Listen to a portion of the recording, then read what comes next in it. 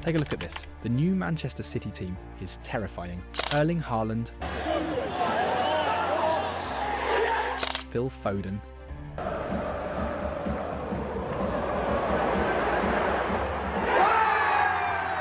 Antoine Cherki, Jeremy Doku, such quick feed, Nico O'Reilly,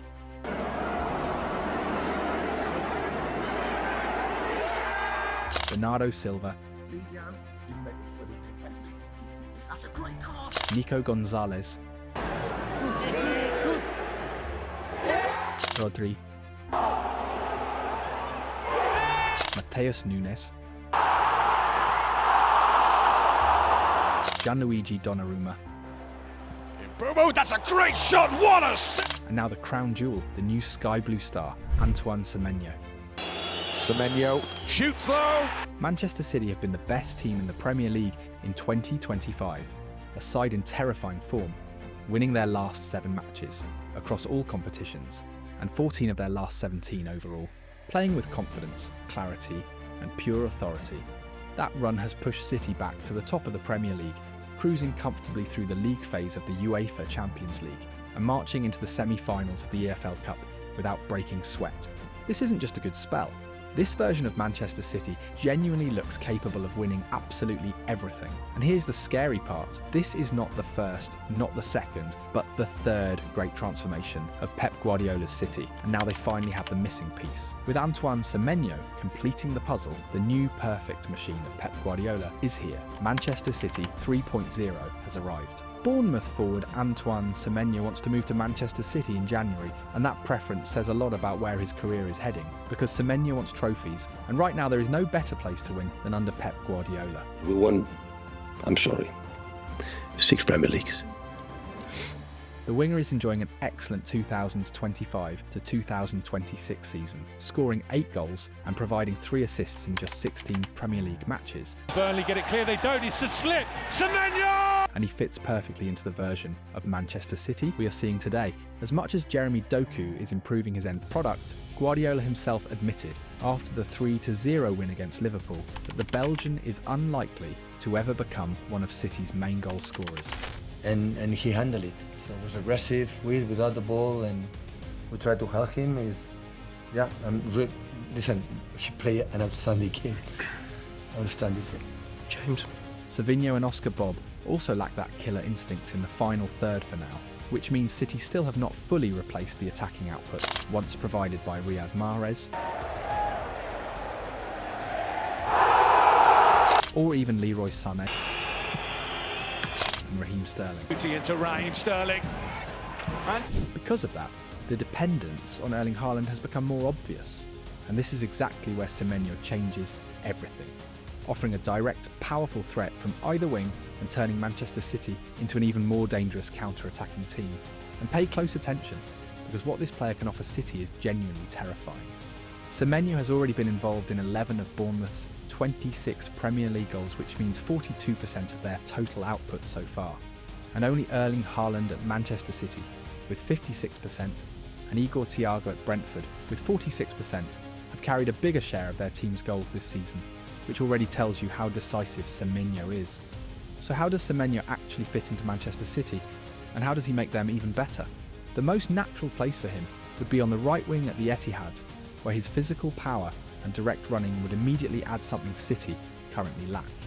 Technically, Semenyo is an excellent ball carrier. His first touch is sharp, he settles the ball instantly, and in tight spaces, he uses his body strength to shield possession, making him extremely hard to dispossess under pressure. That mix of power and close control is rare and very valuable in Guardiola's system. Although he can dribble using body feints and step-overs, beating a man is not always his first option. A perfect example was his second goal against Liverpool, where he carried the ball at high speed through midfield, kept total control, changed direction twice at the last second, opened the gap between Van Dijk and Konaté, and finished with authority. That exact profile fits perfectly with Guardiola's current City, a team that now scores more counter-attacking goals than anyone else in the Premier League. This is where Semenyo becomes terrifying, because his ability to drive forward at pace does not only end in shots, it can also activate one of City's deadliest weapons, Haaland. attacking space. Semenyo can draw defenders, delay the pass, and then release Haaland at the perfect moment, much like Tijani Reijnders has done this season, by controlling tempo from deep and timing the through ball. Guardiola can use Semenyo either as the runner or as the trigger that frees Haaland behind the line.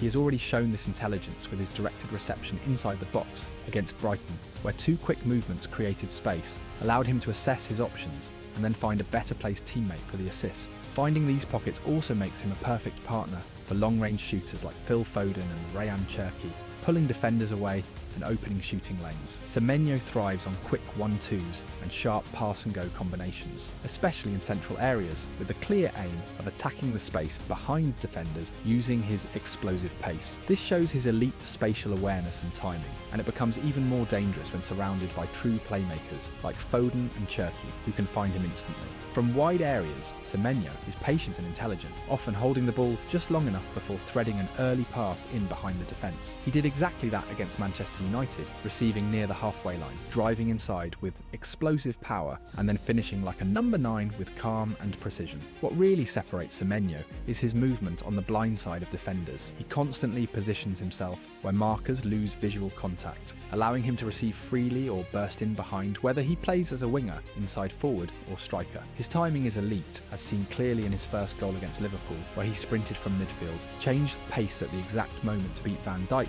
and finished a brilliant goal. By starting on the far shoulder of the last defender, Semenyo creates separation and is always ready to explode into space, which is exactly why his fit at Manchester City could be absolutely devastating. Manchester City's attack was already terrifying even before Semenyo arrived. Guardiola had built a team with a huge range of attacking options, starting with Erling Haaland. With 19 goals before Christmas and still 1 game left in 2025, Haaland equalled the record for most goals scored in a Premier League season before the end of the year and is comfortably leading the scoring charts. Conversation is quite scary in itself, right? Let's be honest.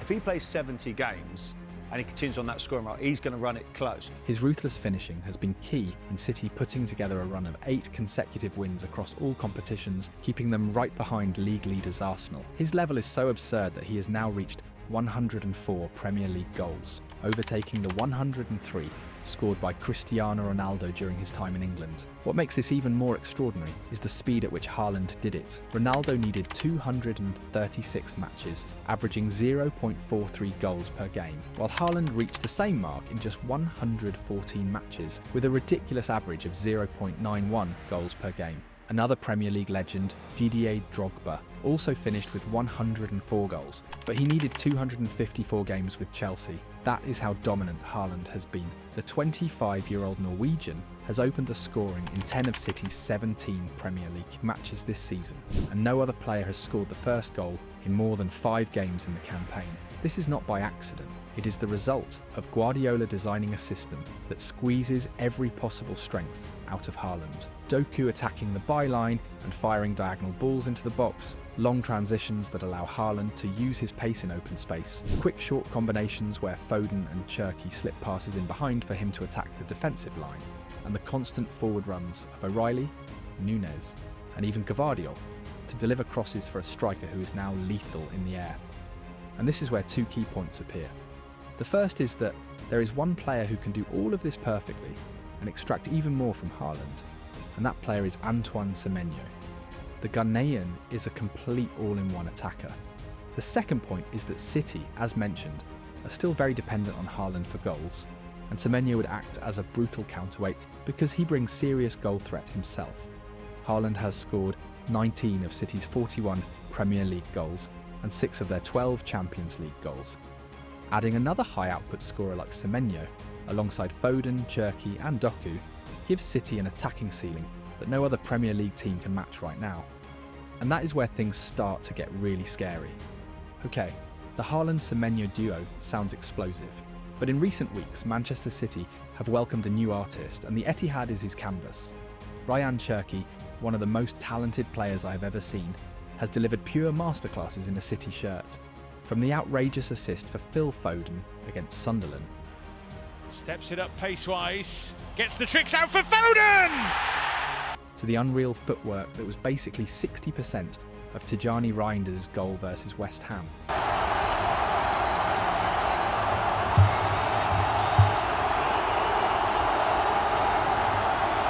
to his screamers against Brentford,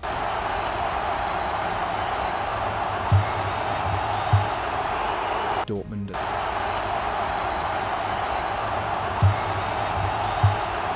and Wolves. And those clutch assists that literally win points, like the one against Leeds.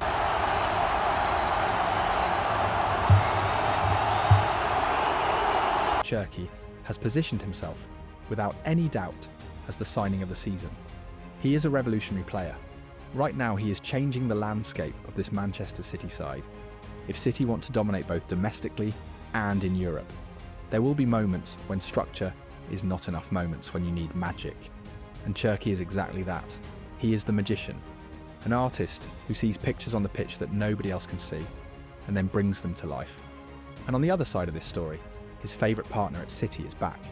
Phil Foden is back.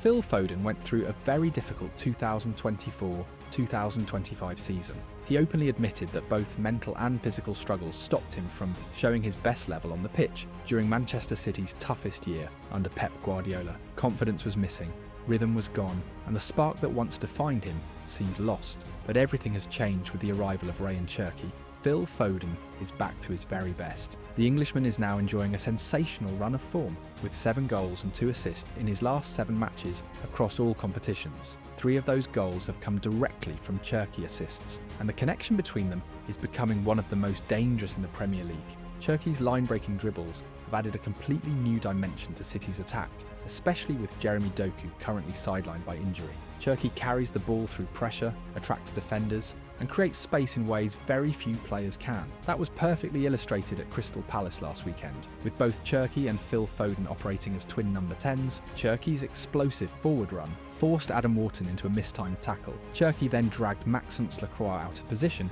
before slipping a perfectly weighted pass into Foden's path. From there, Foden did what he does best. The 25-year-old stepped onto the ball and smashed home his 12th league goal from outside the box. It was his 8th long-range strike since the start of the 2023-2024 season, more than any other player in the Premier League. Here's Phil Foden.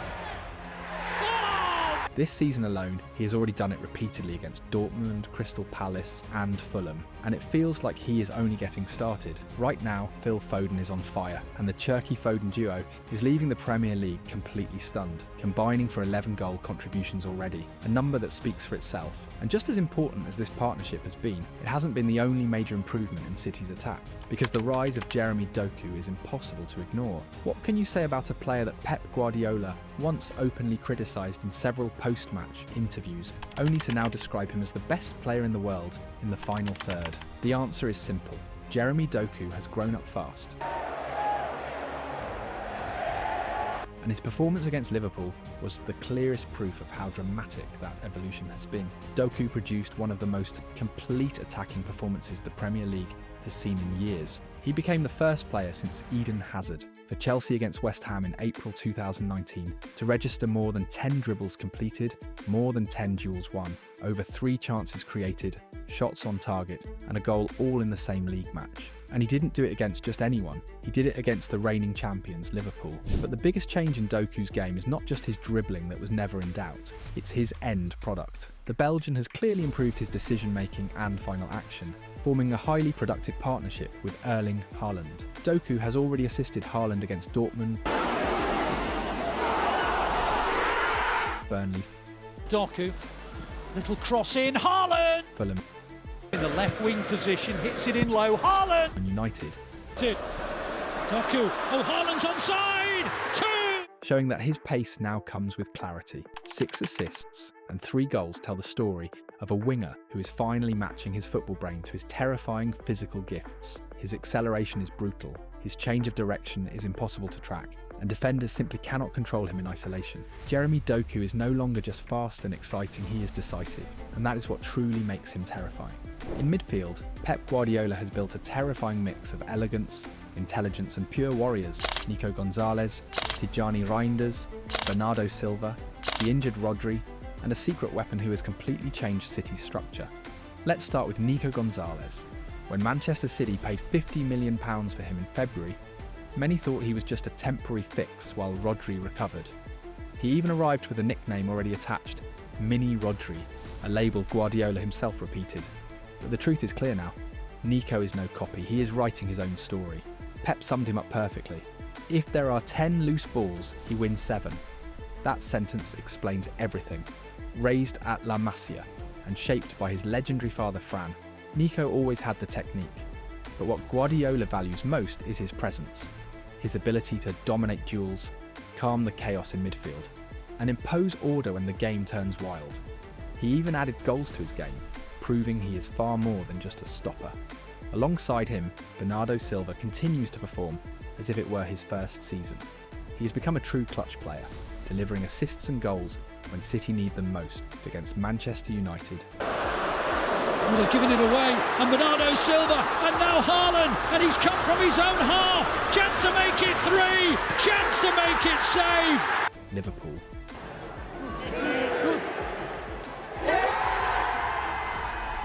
And with a crucial goal against Villarreal. Now Semenyo. Oh, and Bernardo Silva! His tactical intelligence, close control, ability to dribble in tight spaces, versatility across attacking positions, vision and relentless work rate make him one of Guardiola's on-field captains. Then there is Tijani Reinders, one of the most elegant pieces in this midfield. Game by game, he looks more comfortable, more dangerous. He has already produced massive performances, scoring and assisting against Wolves. If the pass is good, City will be in here, and Reinders hits it into the back of the net. Here, Reinders in the area, good ball, Haaland 3-0. Delivering a double assist against Dortmund. And it was prodded over the bar. Here's Foden again. Oh! And he has played 16 of City's 17 Premier League matches in his debut campaign. In the final stretch of the first half of the season, his influence has grown even more, appearing on the score sheet in 2 of the last 4 games.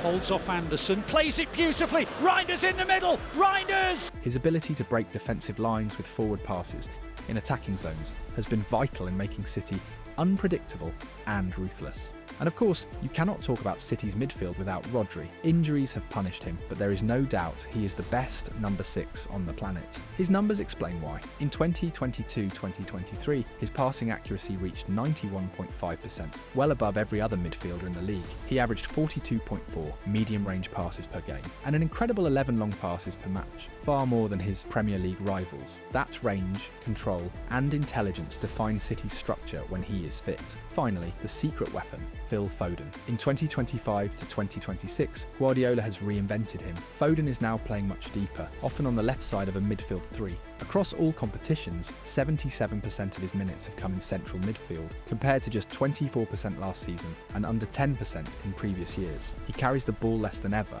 makes fewer progressive runs, but his passing has become longer, sharper and more direct. His long ball output is at a career high, perfectly matching City's more vertical style this season. And despite playing deeper, Foden hasn't lost his goal threat. He has already matched last season's Premier League goal tally before Christmas, timing his runs into the box with intelligence. His engine is phenomenal. No Premier League player with over 800 minutes covers more ground per 90 minutes, and only Matheus Nunes and Nico O'Reilly sprint more frequently for City. This midfield isn't just talented, it's relentless, adaptable, and built to dominate every phase of the game. Now we have to talk about Manchester City's defensive unit. Ruben Dias and Joško Gvardiol are 2 absolute walls at the heart of the defence. But in this system there are 3 men who deserve special attention: Gianluigi Donnarumma, Nico O'Reilly and Matheus Nunes. Let's start with the 2 midfielders who have been transformed into defensive fullbacks. To rephrase Pep Guardiola in Matheus Nunes and City Academy graduate Nico O'Reilly, he is using proper attackers as right back and left back. This idea has been essential to City's switch into a 4-3-2-1 shape, often called the Christmas tree. Earlier in the season, Guardiola alternated between a 4-1-4-1 and a 4-2-3-1 when City's form dipped late in 2024. But this new structure has unlocked balance and unpredictability.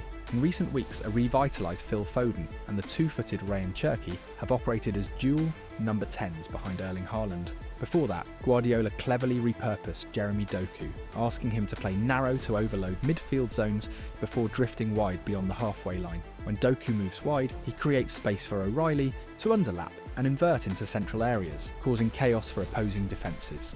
Against Sunderland's 5-4-1, O'Reilly and Nunes even operated as the two advanced midfielders, opening up switches of play towards Doku.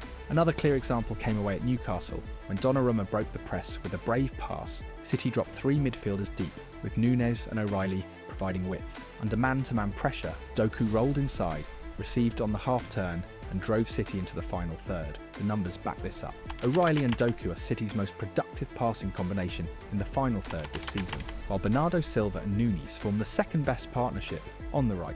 O'Reilly has already assisted against Everton,